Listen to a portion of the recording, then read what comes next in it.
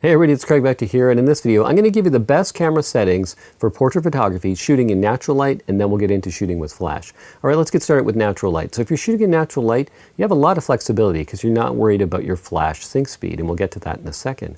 So I suggest a general rule is shooting at a shutter speed double the size of your lens. So let's say if you're shooting with a 70mm or an 85, or let's just make it simple, if you're shooting with a 100mm prime lens, then your shutter speed at a minimum should be 200. Although it'll be probably higher depending on your lighting situation. You can shoot all the way up to 8,000, whatever works. So I suggest looking at your in-camera meter and then taking a test shot, and then look at your histogram, make sure it's close to the right but not blowing out, and then also have a look at your highlight indicator warning, make sure that's on as well, and then just refer to that. And then if you need to make it a little brighter, you can. Now I don't use spot metering, it depends on your camera model what they call it, but I just do a general metering of the whole scene, and then I just look at it. And I think the best thing is to use your eyes and see what you think. Does it look too bright? Does it look too dark? One thing is to always have your LCD screen on the same setting. Set it for 3 or 4 or 5. Get used to how your image looks, because if it's on auto, it's going to vary depending on your lighting situation. It's going to be really hard to tell if you look at your LCD screen and you just gauge that if it's not always set the same. So set your LCD screen to about 4 or 5, whatever works for you. Keep it that way, and then refer to your histogram and also refer to your highlight indicator warning. So if you're shooting natural light, as long as you're over a shutter speed of 200, you're usually pretty good. Now as far as your aperture, it really depends on your lens. If it's 2.8, general rule is 3 stops above that is roughly the sharpest point of the lens. So if you're going for sharpness and you're using a 2.8, then you're probably going to want to shoot around f8. So anywhere from f5.6 to f11 if you're shooting portraits.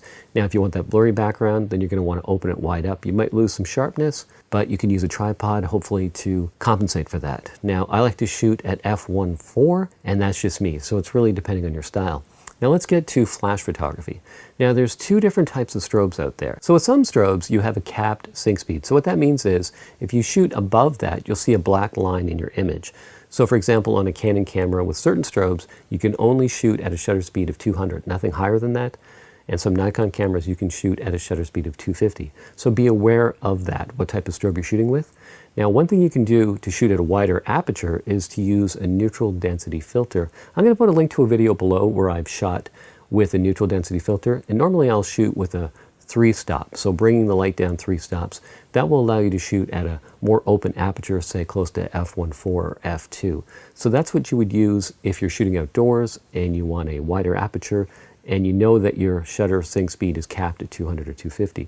So use an ND filter. Like I said, there's a video below this one. You can check that out. You really can't see a visible difference if you use a high quality filter like a B+W filter. Now also I have strobes that shoot at high speed sync. Now the difference is I can shoot up to a shutter speed of 8,000 and I don't have to use an ND filter, which is just one less thing to think about. And again, I'm always thinking the same thing. If I'm shooting with a 100mm lens, I times it by 2 and I don't want to go below 200, and it's just the same principles apply. So it's really about the artistic look that you're looking for, and then really just making sure that you don't blow out the highlights so that you can cover everything when you're in RAW and in your post. Now another good idea is, I don't always do this, I use it for a reference. It's the color checker. I have one of these. I also have the video color checker. I'll shoot that and I'll look at the suggested white balance. But often, for my taste, I find it a little too warm. For example, if I'm shooting with my strobes, I set my white balance to manual to 5500, and then often I'll cool it down to maybe 52 or 53, although the color checker here might say that I should be at 6,000 or I should be at 7,000. So always having an accurate white balance really doesn't matter as much if you're not shooting for a catalog and fashion and they want their colors to be totally accurate. If you're just going for your own look and skin tones, I often adjust those by eye. So hopefully these tips are helpful. If you have any questions, if something I said wasn't clear, just post them in the comment section below. All right, thanks for watching this video. Give me a thumbs up, leave a comment below, and I'll see you in the next video.